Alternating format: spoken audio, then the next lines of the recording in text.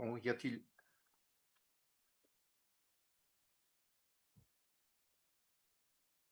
la visualisation? Là, on voit l'écran, oui, oui. OK, très bien. Donc, tout d'abord, je veux remercier le Centre Public d'Action Sociale pour l'invitation à cette initiative et aussi Trampoline qui a facilité la connexion entre nous.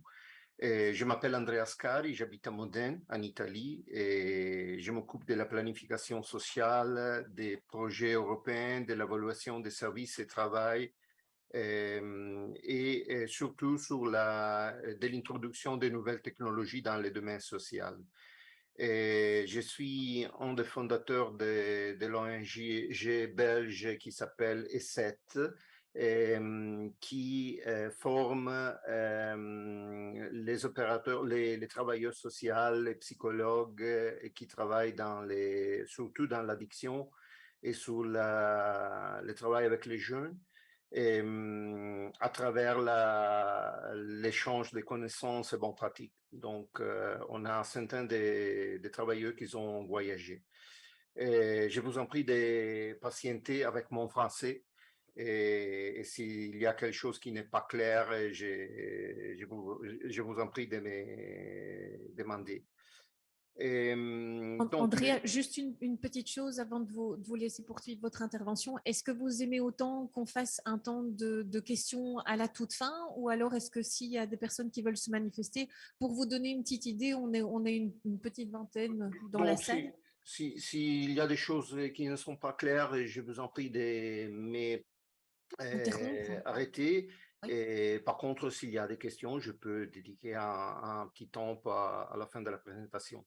Et alors, je vous pose la question, est-ce que vous avez la volonté que je vous arrête à un timing bien défini? Oui, oui, oui. Oui. J'ai seulement besoin de quelqu'un qui m'ait dit les questions parce que je n'ai pas entendu les questions de l'orateur précédent, pour l'orateur précédent. Parce Ah, que pas de souci. probablement qu'il n'y a pas un bon Un bon son. euh, connexion avec la salle. Et donc, Je mais transmettrai le micro aux personnes qui ont des questions alors. OK, merci beaucoup. Merci. Et alors, aujourd'hui, je voudrais travailler avec ces objectifs. Donc, comprendre les principaux aspects est un jour dans l'utilisation du dark web, les risques ainsi leurs conséquences et comment il affecte la consommation et les personnes dépendantes. Comme pouvoir intégrer des stratégies spécifiques dans les activités, les campagnes de prévention à partir de cette information. Probablement, vous avez vu cette représentation du web et du dark web, c'est très connu normalement. Et mon premier préoccupation, c'est d'éviter la romantisation du dark web. Parce qu'il y a beaucoup de choses qui passent dans le dark web, mais il n'y a pas en définition, c'est clair. Ici, vous voyez qu'il y a les surfaces web, ce qu'on utilise toujours. Il y a le deep web, et on l'utilise également normalement pour l'accès aux services. Probablement, vous êtes nombreux à télécharger vos fiches de paie à partir des services du deep web, ou par exemple l'organisation des réservations de services pour les rendez-vous médicaux spécialisés ou autre chose. On utilise toujours les deep web.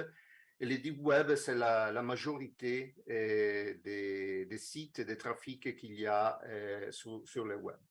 Et encore, il y a les dark web. Les dark web, c'est surtout pour les activités illégales. Il est en partie du deep web, donc il est dans les deep web. Il n'est pas accessible normalement par Google ou par les autres systèmes de recherche en ligne. Et il y a beaucoup de services illégaux.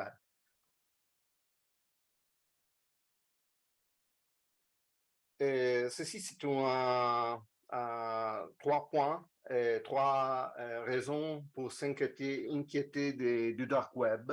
Il est donné par une organisation de sécurité en ligne, de cyber security, et ils disent que le dark web est en pleine expansion, et ça c'est vrai. Et il est facile, très facile d'acheter et de vendre des informations d'identification sur le dark web, comme carte bancaire, services d'identification, login, donner des logins pour des sites, pour des services. Et encore, l'exposition des informations d'identification sur dark web est une porte d'entrée vers les désastres. Et ça, c'est seulement du point de vue de la sécurité informatique, de la sécurité des informations en ligne. Par contre, il y a aussi des raisons pour s'inquiéter du dark web sur la suétude et la prévention. Et, la première, c'est que les dark web et les crypto-monnaies, comme comment ça s'appelle? Bon. Les crypto-monnaies sont des outils privilégiés pour le blanchiment d'argent. Et, en Italie, par exemple, en grande partie du débat sur la légalisation du cannabis est qu'elle priverait les crimes organisés de beaucoup de profits. Et donc, on n'y parle pas des problèmes qu'il y a avec l'utilisation du cannabis, les problèmes pour les utilisateurs, pour les personnes qui ont des assuétudes de cannabis. Le débat est surtout concentré sur les crimes organisés et les profits de crimes organisés. Et donc, une place où il y a la possibilité d'échanger de l'argent et échanger l'argent pour les blanchir, c'est une chose très importante pour la criminalité organisée.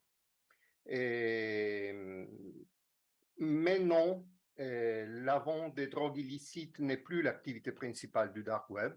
On verra comment on a changé parce que pendant les lockdowns, pendant la pandémie, il y a été beaucoup de trafic. Maintenant, n'est plus comme ça parce qu'on a eu beaucoup d'opérations de police au niveau européen et encore au niveau américain des États-Unis. Et donc, maintenant, n'est plus l'activité principale, mais c'est encore une activité très importante sur le dark web. Et encore, le dark web est un espace pour autre addiction, le jeu, les paris, la pornographie illégale, donc la pornographie avec des mineurs.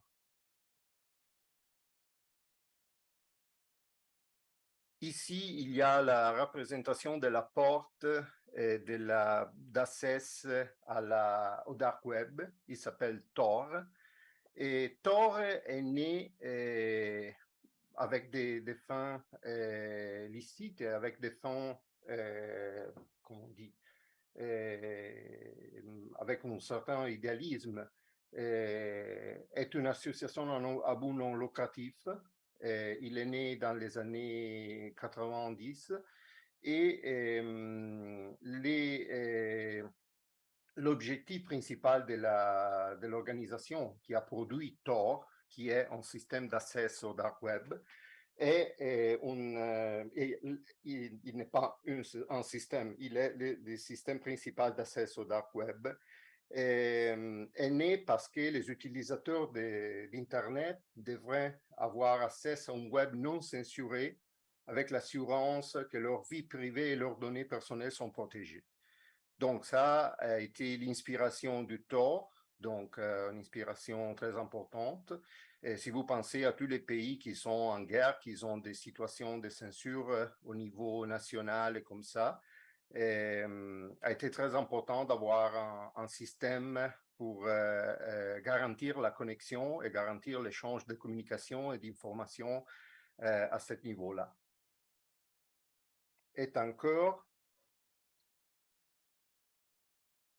Ici, il y a les systèmes de fonctionnement des Tor. Et Tor est représenté avec un oignon et parce qu'il représente la protection des différentes couches qui sont normalement des nodes de connexion. Donc, avec Tor, vous êtes protégé dans l'accès au Dark Web, mais pas seulement au Dark Web, parce que vous passez à travers plusieurs nodes. Et donc, c'est très difficile d'identifier la personne qui va se connecter et va chercher des informations à Internet. Donc, ça, c'est les systèmes de fonctionnement de Tor. Et vous voyez qu'il y a un utilisateur à gauche et il y a des différents nodes qu'il arrive au serveur. Donc, et normalement, il n'est pas possible de faire les parcours envers pour arriver à l'utilisateur.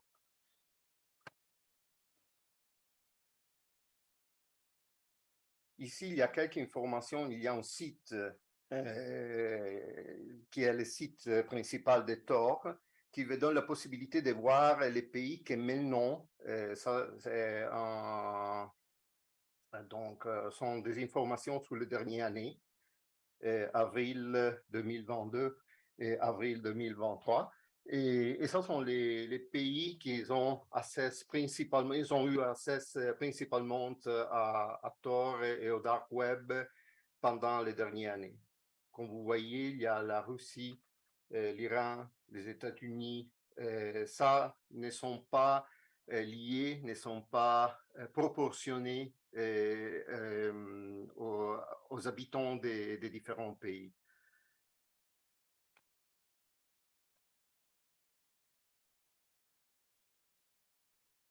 Une des personnes plus connues en Tor, dans les dark web, c'est Ulbricht. Ulbricht a créé un système, un marché des biens illégaux et donc blanchiment des pardon.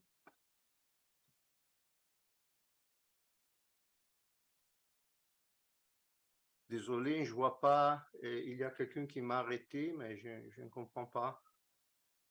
Non, il n'y a pas eu d'intervention. Ah, ok. Pardon. Parce que j'ai écouté un bip, donc je ne comprends pas s'il y a des questions. Et donc, Ulbricht a créé ce système qui s'appelle Silk Road et aujourd'hui a été fermé, pas aujourd'hui, a été fermé en 2014, 2015, 2014 et a été les marchés principaux en dark web, des drogues, des pornographies avec des mineurs, toutes les choses, tous les biens illégaux. Et donc, le dark web a débuté avec un système un marché principal. Silk Road, que c'est la route de la soie, est un marché noir a été un marché noir du dark web qui a pour particularité d'utiliser le réseau Tor qu'on a vu avant pour assurer l'anonymat à la fois des acheteurs et des vendeurs dans le cadre de vente des produits illicites, notamment des stupéfiants. La première version du site a été fermée par le FBI en octobre 2013, mais une nouvelle version est ouverte quelques semaines plus tard par une autre personne sous le même pseudo, Dread Pirate Roberts, qui a été les pseudonymes des messieurs, pardon, ici, Ulbricht. Et il a été fermé, en novembre 2014, les dernières activités du site. Et donc maintenant, on ne peut pas dire que le dark web n'existe plus et que les trafics de drogue et des substances illicites, il n'y a plus dans le dark web, il n'y a plus dans le web. Ils ont simplement changé leur activité, utilisant aussi des systèmes qui travaillent sur les deep web, donc pas plus sur les dark web, et sur les web de surface. Ça, c'est DuckDuckGo. DuckDuckGo est un moteur de recherche. Il est similaire à Google, mais il n'a pas tous les systèmes d'analyse et tous les systèmes de tracking qu'on a normalement en Google.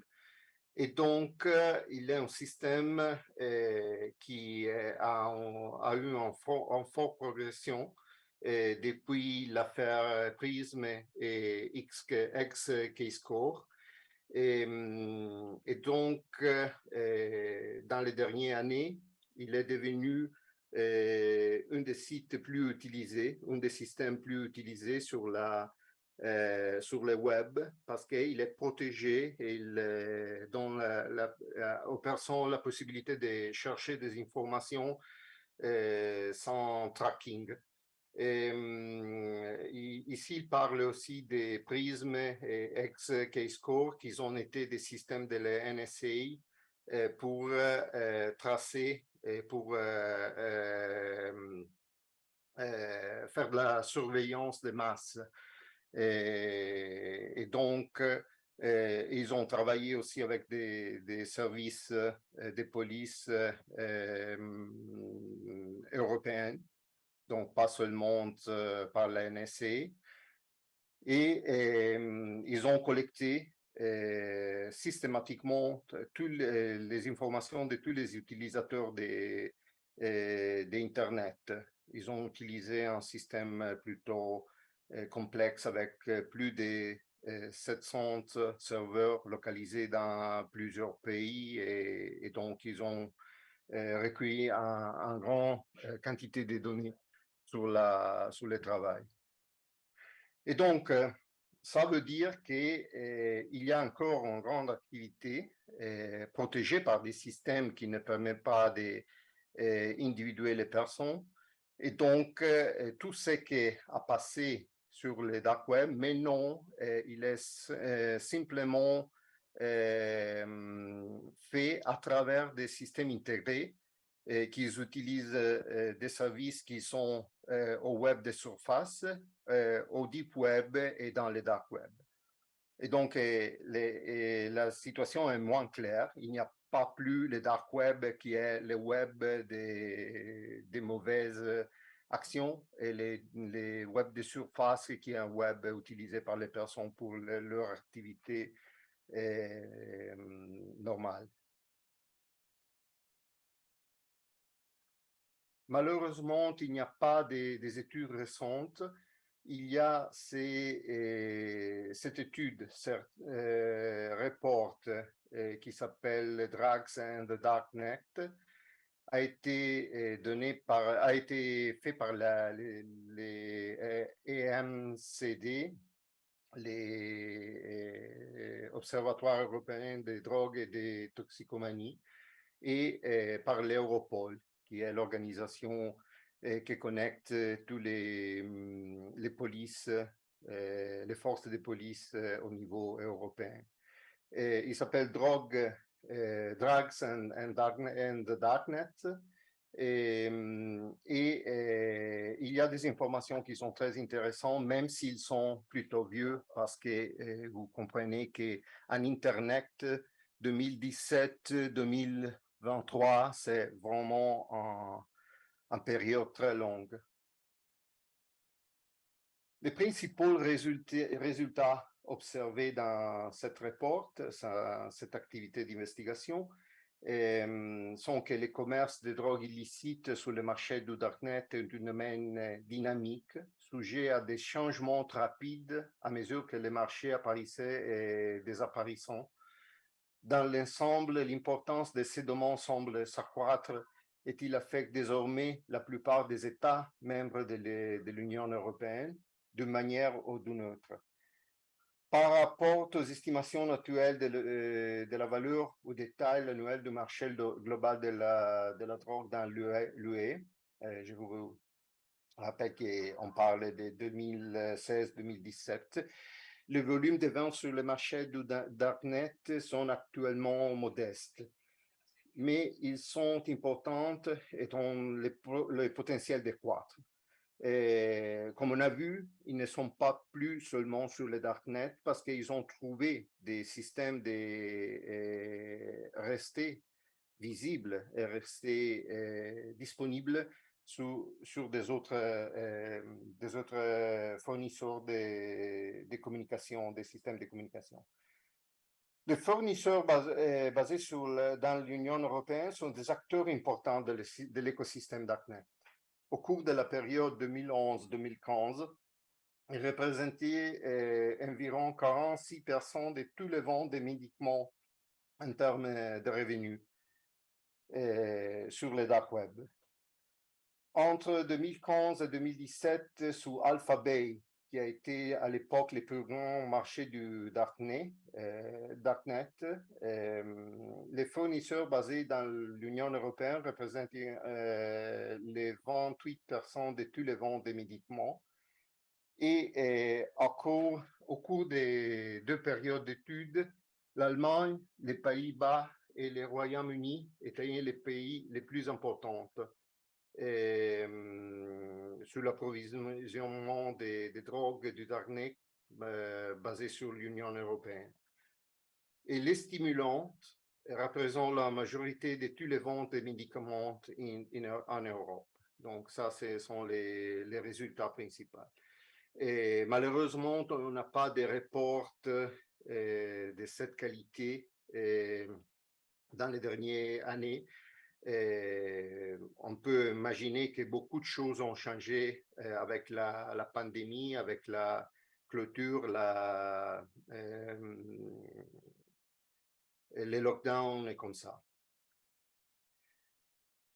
Donc, si le dark web est un système Tor et DuckDuckGo, tous les systèmes qu'on a vus sont des systèmes qui donnent la possibilité d'entrer dans les web sans être identifié. Et comme on fait normalement pour trouver les personnes. Et ça, c'est très important parce que quelquefois les jeunes sont convaincus qu'il n'y a pas de système pour les tracer, pour voir ce qu'ils font, s'ils utilisent des systèmes de connexion privée. Mais pour exemple, un des systèmes qui a été utilisé beaucoup par la police pour former les points de vente de drogue sur le dark web sont les honeypots, les pots de miel. Des pots de miel sont des serveurs qui sont créés par la police, par des experts des cybercrimes et comme ça. Et ils sont utilisés pour prendre les personnes qui vont voir les informations là. Il y a des systèmes d'indagine, des systèmes d'identification des utilisateurs qui s'appellent end-to-end. Donc, si on n'a pas la possibilité de voir qui va se connecter à un serveur, on peut par contre voir s'il y a deux points en Internet qui ont le même trafic, la même fréquence des trafics.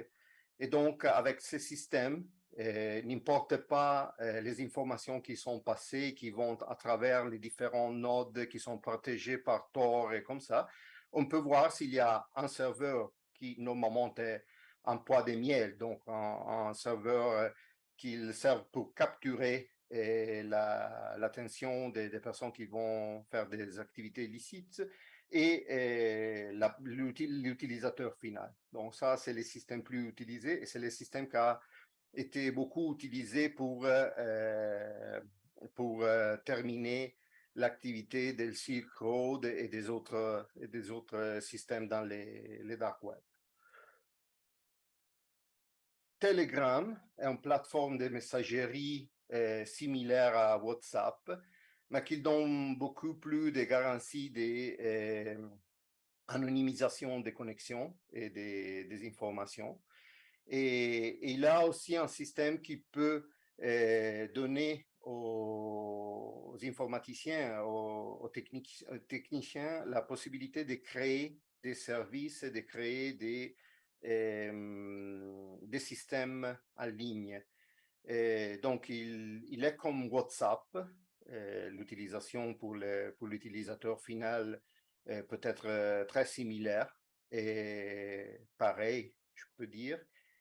Par contre, il n'est pas comme WhatsApp parce que le code est ouvert et la possibilité de créer des services, des bots, des services automatiques, c'est disponible en Telegram et normalement pas en WhatsApp parce que WhatsApp est géré par une organisation privée et Telegram donne aux techniciens plusieurs possibilités. Et donc, les plateformes de messagerie comme Telegram permettent aux cybercriminels d'héberger, de distribuer et d'exécuter diverses fonctions qui leur permettent, enfin, des comptes des voleurs des informations d'identification, d'autres informations à des utilisateurs peu méfiants. Pourtant, ce n'est pas la seule façon dont les cybercriminels ont tiré partie des Telegram pour leurs opérations. Un autre système qui normalement est utilisé avec Tor, avec autres activités par les gens sont les live CD.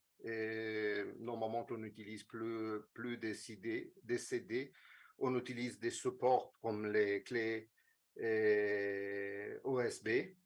Et les live CD donnent la possibilité de créer un système totalement protégé et totalement indépendant du système de PC. Donc, si vous avez à la maison un PC et vous l'avez protégé avec des filtres, avec des systèmes de protection, je parle du PC, je ne parle pas du réseau de la maison.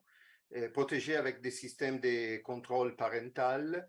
Avec les live CD, n'importe pas ce que vous avez fait sur Windows, sur Apple ou sur les systèmes, parce que le système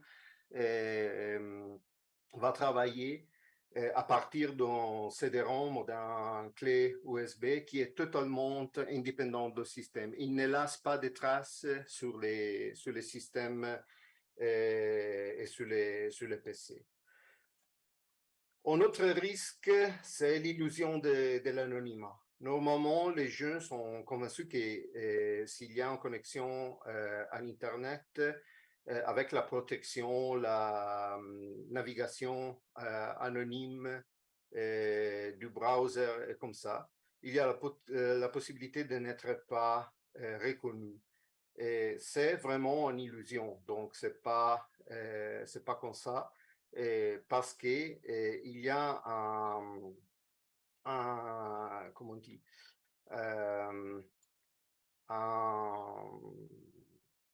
un travail par les serveurs d'identification de toutes les personnes qui se connectent. Et je vais vous les montrer directement. Un moment, s'il vous plaît. Donc, je vais terminer le partage de l'écran. Je vais ouvrir ça.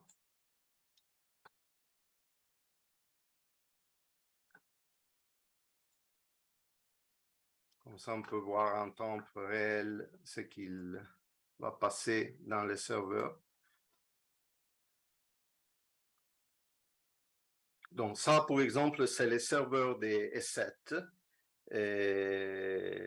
S7.eu. Donc, si vous vous connectez avec les systèmes D7, chaque ligne de cet écran va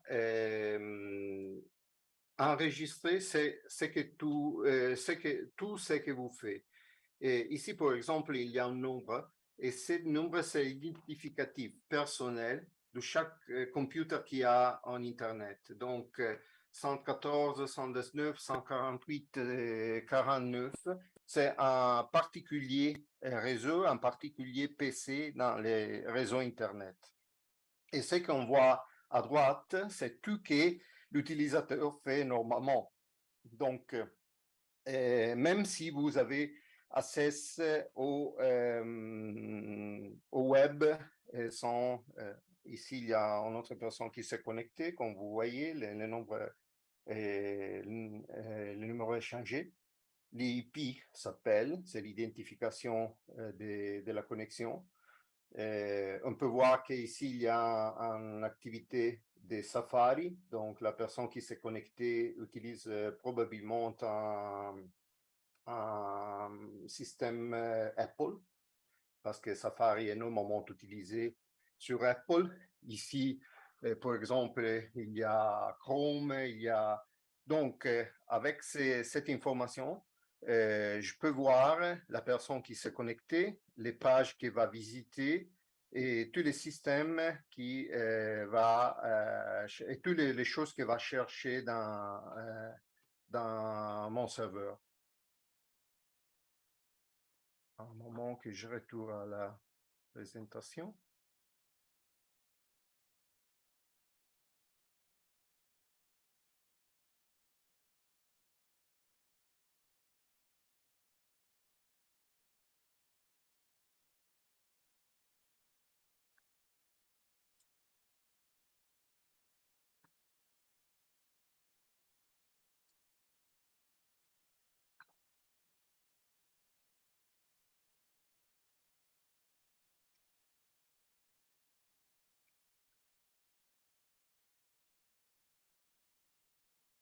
Désolé, j'ai perdu la présentation sur mon écran. Donc, c'est ça.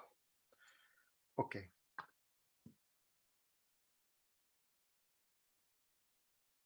Et encore, savez-vous ce que cela est?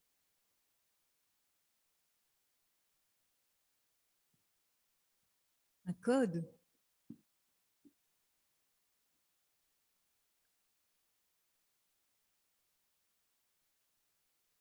Il y a quelqu'un qui a reconnu ce que cela est? Une adresse IP, ici on a Non. L'adresse IP, normalement, sont des nombres séparés par des points. Ceci, c'est un cookie. Et probablement, chaque jour, aujourd'hui, nous avons autorisé l'enregistrement des dizaines de ces sont vraiment des signatures sur notre ordinateur. Ça a été, je l'ai pris aux arts sur mon ordinateur. Je crois que c'est un cookie d'Amazon. Et, et encore, ça, c'est un système d'identification de l'activité que j'ai fait sur le système. Normalement, on est surprise si on cherche un hôtel, un booking, et on va recevoir des offres sur un autre système, sur la même place où on a cherché l'hôtel en booking, ou des vols, ou des autres services dans la place. Et on est surpris aussi si on a des offres sur Amazon, sur des autres services de vente online en ligne qui semblent connaître très bien nos goûts et surtout les goûts de nos jeunes. C'est très important pour qui travaille en prévention, qui travaille en éducation, pour les enseignants, de comprendre que maintenant la publicité a une puissance énorme. Si je pense à la publicité des années 80, 90, a été très efficace et il a nous convaincus de prendre, d'acheter beaucoup de choses, mais a été en publicité généraliste. Maintenant, chaque fois on utilise un système en ligne, on a des publicités, on a des offres, on a des propositions qui sont personnalisées. Ils sont personnalisés sur notre habitude, sur notre activité générale. Et ça, c'est fait à travers les cookies, pas seulement à travers les cookies, mais à travers les cookies qui sont anonymisés. Donc, le système ne sait pas que cette cookie, ça, c'est les cookies d'Andrea. Et par contre, le système connaît toutes les habitudes d'Andrea. Il connaît très bien. Et, et donc, ce que vous voyez sur un site, un site internet, c'est normalement quelque chose qui est vraiment préparé pour vous. Donc, la publicité est pas plus destinée à un public général, mais est adressée à vous-même. Et, et maintenant, ça c'est possible avec des systèmes qui sont normalement des systèmes statistiques traditionnels, mais dans les prochaines années, maintenant aussi, il y aura une intervention très forte de l'intelligence artificielle.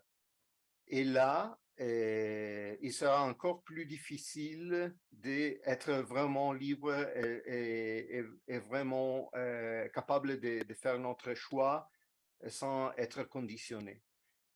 C'est très, très important de connaître ça quand on parle des jeunes, quand on parle de l'influence que tous ces systèmes-là, pas seulement illégal, ont sur la activité quotidienne des jeunes, mais aussi sur leurs assuétudes, leur activité illégale, potentiellement illégale et comme ça. Et c'est pour ça que j'aime beaucoup la définition donnée en 1995 par Nicolas Negroponte. Il a écrit un livre qui s'appelle des atomes, qui s'appelle Being Digital, être digital, être numérique. Et il parle de la métaphore du passage des atomes au bit. Ça, c'est que je crois vraiment que la révolution, l'accélération de ce tout qui a passé en Internet, et je ne parle pas du dark web, mais non, il est vraiment en révolution parce qu'on on est passé en dématérialisation de beaucoup de choses, d'informations et des communications. Et Negroponte, il a dit que les atomes ont une masse et des matériaux et doivent être transportés. Et donc, ça nécessite du temps, nécessite de l'argent, nécessite des systèmes matériels de transport. Mais non, le transport d'informations et avec les informations aussi des émotions, des communications et comme ça, c'est totalement dématérialisé et donc c'est très, très vite. Et il y a une dizaine d'années, qu'un journaliste a demandé à Negroponte, à Nicolas Negroponte, comment il était possible qu'il a prédit l'évolution d'Internet avec une telle précision. Parce que si vous prenez les livres Being Digital, vous voyez qu'il y a une description réelle de ce qu'on passe aujourd'hui. Il a été fait il y a 30 ans. Donc ça, c'est incroyable.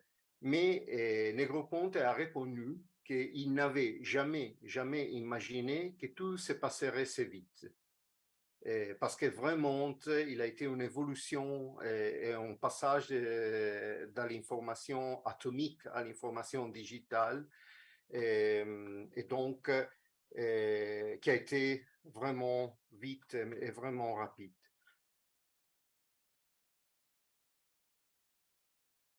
Et maintenant, ça c'est peut-être une question personnelle.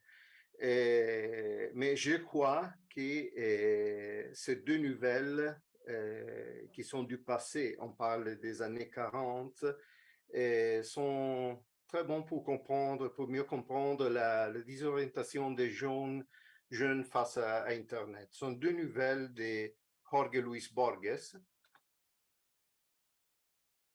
Il s'appelle El Aleph et la Bibliothèque de Babel. La Bibliothèque de Babel est une nouvelle de 1941 qui décrit, une bibliothèque gigantesque, on peut dire un univers parallèle. Maintenant, on parle beaucoup d'univers parallèles et là, on parle d'un univers qui est fait par une bibliothèque avec tous les livres de 410 pages formés de 40 lignes de 80 caractères. Et il est disposé dans des salles hexagonales. Les livres sont faits avec une combinaison random des lettres. Donc, l'alphabet utilisé est un alphabet de 25 caractères, avec aussi les points et comme ça. Et à partir de ça, tous les livres sont créés automatiquement. Ça veut dire que dans cette bibliothèque, comme en Internet, nous pouvons trouver les livres qui, disons, les vrais absolus et les livres avec son contraire. Et maintenant, c'est très, très difficile d'identifier cette différence. Et c'est aussi très difficile de trouver des livres qui ont du sens, parce que comme dans la bibliothèque de Babel, il y a des livres qui sont simplement comment on dit, des mélanges de lettres qui n'ont pas du sens, qui n'ont pas, quelquefois il y a des petits sentences qui sont du sens, mais il y a surtout des livres qui contiennent des informations randomisées. Et l'autre nouvelle que je trouve très cohérente avec l'activité et la désorientation des jeunes avec Internet, c'est El Aleph. Et l'Aleph, par Jorge Luis Borges, est décrit comme un point de l'espace dans lequel se trouvent tous les points. Et donc, les lieux où se trouvent sans se confondre tous les lieux de l'univers, vus de tous les angles. Et si vous pensez à Internet, n'est pas trop différente. Et n'est pas trop différente la possibilité de devenir fou, comme une des personnes qui est dans la nouvelle El Aleph, qu'il devient fou pour les contacts avec ces points incroyables où on peut voir aucune place de l'univers, tous les points de l'univers. Je vais terminer avec des recommandations et des bonnes pratiques. Et d'abord, je dois dire que je suis tout à fait d'accord avec ce que l'orateur précédent a dit au sujet de la communication préventive, parce que je pense qu'il y a toutes les choses et ils sont dit mieux que dans mon présentation. Et donc, je crois que c'est très important, même s'il n'a pas parlé de prévention des dépendances digitales ou des risques d'Internet, mais sont exactement ce qu'on peut penser pour orienter les jeunes dans cet endroit. Donc, la première recommandation, c'est de créer des réseaux numériques ou physiques d'adultes, d'éducateurs, d'enseignantes et de parents pour échanger expériences et bonnes pratiques. Ça, je pense, c'est très important parce que la compétence des jeunes sur Internet, la compétence des jeunes sur dans les mondes digital, c'est très,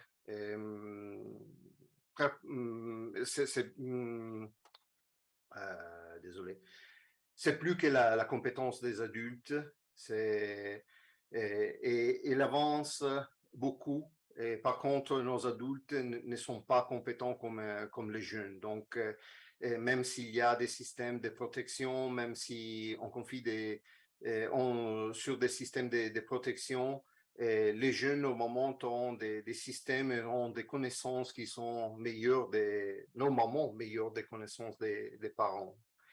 Et donc, c'est très important aussi que les adultes, en contraposition avec les risques, avec les choses que les jeunes peuvent passer dans les réseaux digitaux, on va créer des réseaux humains, des réseaux d'échange des connaissances et des compétences. Et c'est très important pour les parents, c'est très important pour les éducateurs, pour les enseignants. Et c'est très important de créer un climat ouvert, sans jugement, comme a justement dit l'orateur précédent, parce que les risques sont réels. Et donc, si les jeunes ont peur de leur erreur, probablement il n'y a pas la confiance suffisante pour parler avec les parents, avec les enseignants de les risques qui vont passer dans les réseaux digitaux. C'est très important de sensibiliser les jeunes à la sécurité en ligne. Ne partagez pas des informations personnelles, ne faites pas confiance à l'anonymat, protégez l'accès à toutes ressources en ligne. Je vois que souvent, il y a des jeunes qui partagent pour donner une preuve de confiance aux amis, aux fiancés, et comme ça, partagent les mots de passe, partagent les noms d'utilisateurs aux différents systèmes. Et il y a des risques. Et il y a beaucoup de risques, comme il y a des risques s'ils n'ont pas des systèmes de protection, des mots de passe suffisamment compliqués et comme ça. Et c'est très important de faire comprendre aux jeunes que très souvent, les choses en ligne ne sont pas ce qu'elles semblent être. Et avec l'intelligence artificielle, ça empirera très, très vite. On voit des choses qui sont étonnantes si vous vous connectez avec ChatGPT ou les autres systèmes qui utilisent l'intelligence artificielle. Et donc, ces systèmes-là seront utilisés encore en plus pour créer une virtualisation en situation qui n'est pas réelle des systèmes. On a déjà dit du mot de passe et, et surtout envisager les addictions pathologiques d'un point de vue intégré et hybride. Et maintenant, la polyaddiction en Italie, c'est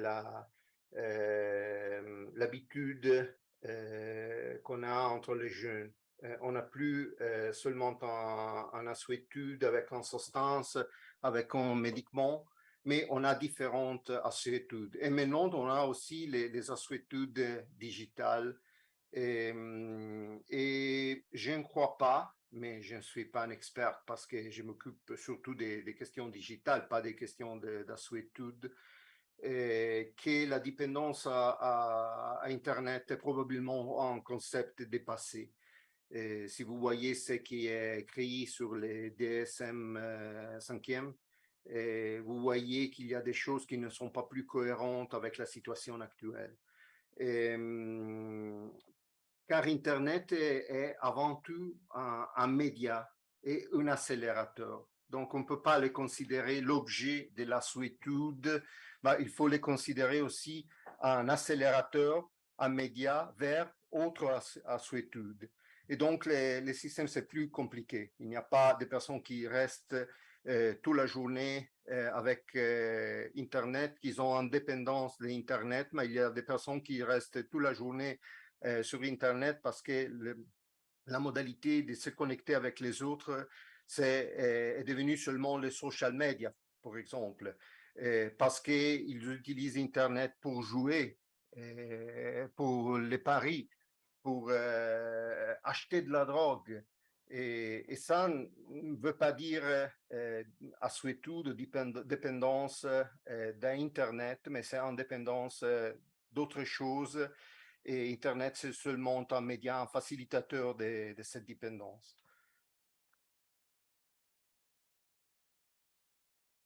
Encore deux bonnes pratiques. La première, c'est de concevoir des environnements. Et quand je parle des environnements, je parle d'environnements d'apprentissage, d'environnements pour les activités culturelles, l'animation culturelle et comme ça. Et je pense que quand on pense, quand on va à concevoir un environnement pour les jeunes, il faut garder à l'esprit d'intégration entre le numérique et le matériel. Parce que chez les jeunes, il n'y a pas des différences entre ce que nos adultes appelons les mondes digitales, les mondes réels et les mondes virtuels. Les mondes numériques, l'univers numérique pour les jeunes est l'univers réel. Et c'est seulement notre dimension de l'univers réel et de l'univers physique. Et aussi planifier toutes les activités d'éducation, d'enseignement, d'animation, en gardant à l'esprit des ressources positives qu'on a en Internet. Ça ne veut pas dire que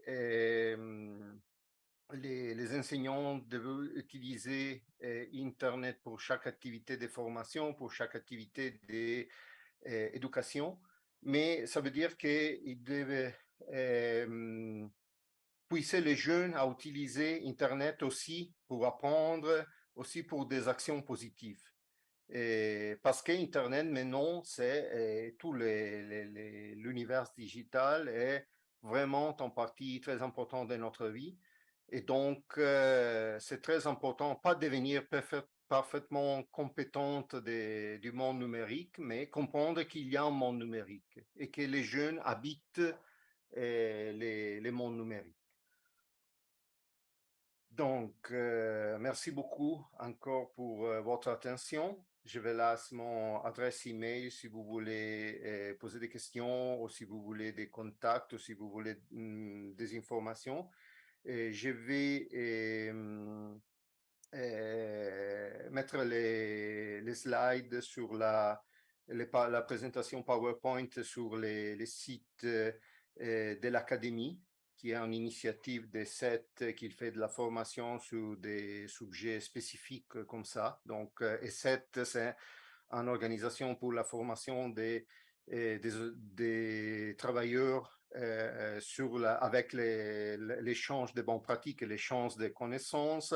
L'académie, c'est une formation plus traditionnelle, basée sur l'activité académique, sur l'activité de formation, sur les webinaires et comme ça.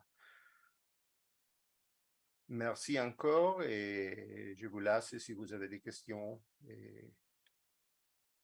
Merci beaucoup.